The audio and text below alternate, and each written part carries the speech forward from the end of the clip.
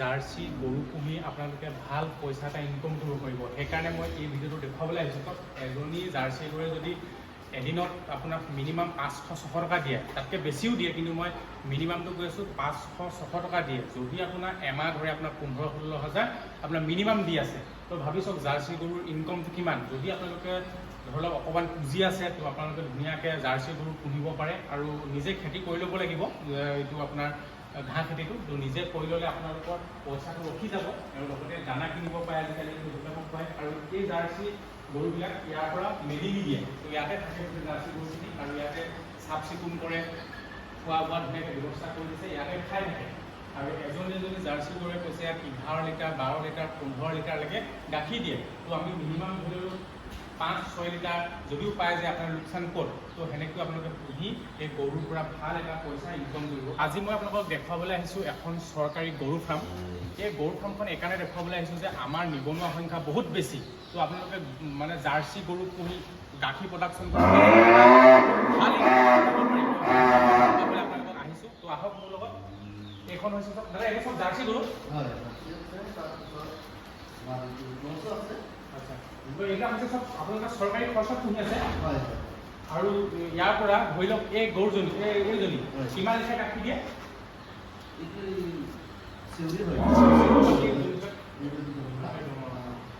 এজনী জাৰ্চি গৰুৱে কিমান লিটাৰলৈকে দিয়া খায়? 15 লিটাৰলৈকে দিয়ে। আৰু এতিয়া আপোনালোকৰ মেক্সিমাম কিমান ওলাই আছে? এতিয়া ধৰি লওক আমাৰ ইয়াত 11 লিটাৰ 10 লিটাৰ কিছুমান 5 লিটাৰ হয়।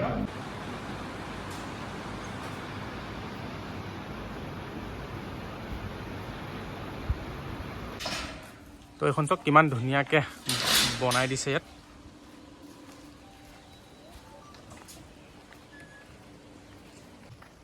ইয়াত পোৱালি আছে চব।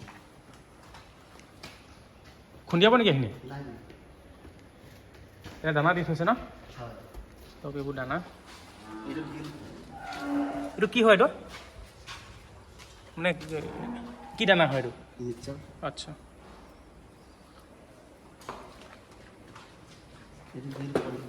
কি পোৱালি এইটো? গিৰ। আচ্ছা,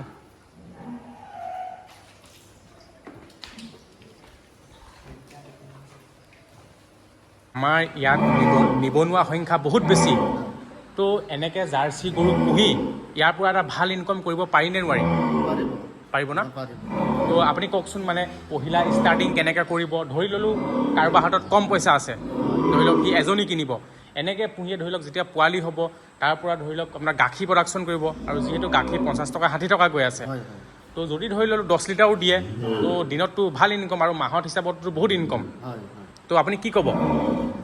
মানে এনেকৈও ইনকম কৰিব পাৰি? পাৰিব না?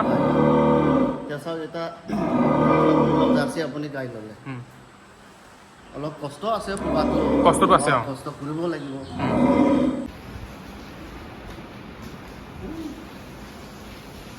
এইটো কেইমাহ আছে? এইটো আপোনাৰ এতিয়া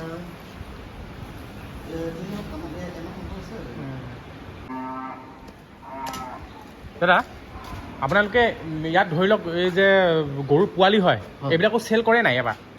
আমাৰ ইয়াৰ পৰা চেল নকৰে। মানে চৰকাৰে কৰে নেকি? নকৰে, অকল মানে গাখীৰহে প্ৰডাকশ্যন কৰে, হয় নাই? মানে পোৱালিকেইটা আমি চেল ফেড গৰু বা কিবা এনেকুৱা যদি কোনোবাই খোজে আৰু এনেকৈ দিয়ে। অঁ, সেনেকুৱা দিয়ে আৰু ন? খালি অকল গাখীৰহে ইয়াৰ পৰা? গাখীৰহে আমি দিব। আৰু গাখীৰ ল'বৰ কাৰণে আহি যায় ইয়াৰ পৰা? অঁ, আহে।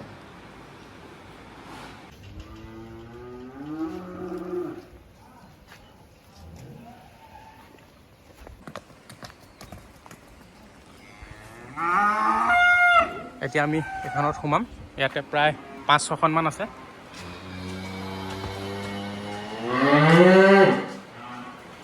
এইবিলাকে কিমান দিয়ে? 5-6 লিটাৰ দিয়ে ন? এইটো কমিছে অলপ, 3 লিটাৰ দিছে ন? পোৱালি ডাঙৰ হৈছে ইয়াত?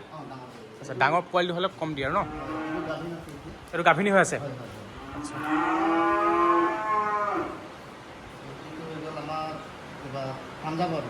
এইটো পাঞ্জাৱৰ? আচ্ছা,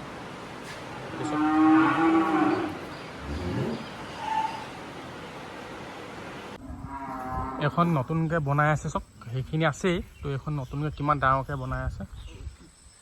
এটা গৰু কিমান ধৰিব দাদা? 200 না? তো একেলগে থাকিব ইয়াত চব কিমান ডাঙৰ এৰিয়াত বনাই আছে।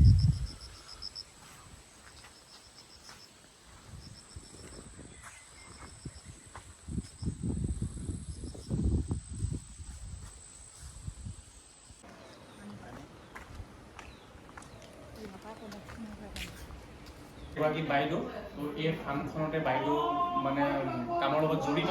তো বাইদেউ আপোনাৰ নামটো? আচ্ছা, আপোনাৰ ঘৰ ইয়াতে? আপোনাৰ ইয়াতে চাকৰি কৰা কিমান বছৰ হ'ল?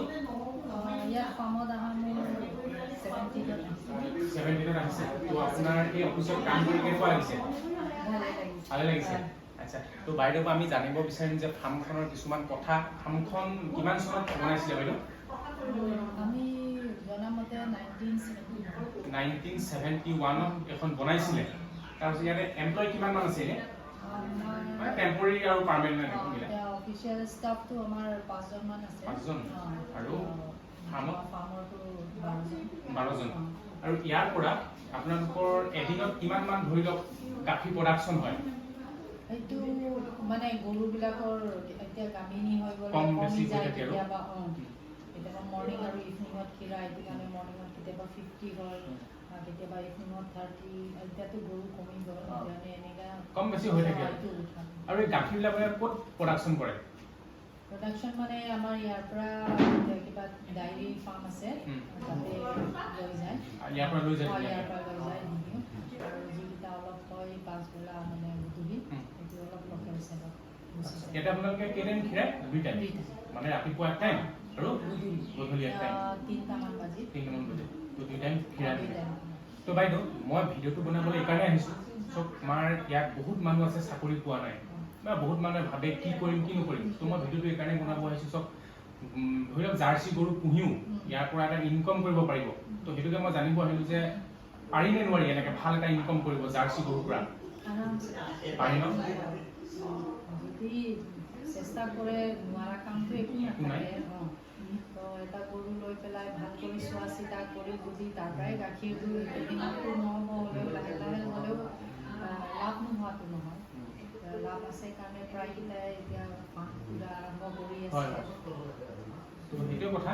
তো সেইকাৰণে ভাবিলোঁ এই ভিডিঅ'টোৰ জৰিয়তে যিসকল নিবনুৱা সেইসকলে যাতে কিবা এটা শিকিব পাৰে বা ভাল এটা মানে আইডিয়া ল'ব পাৰে। তো সেইকাৰণে মই এই ভিডিঅ'টো বনাবলৈ আহিলোঁ।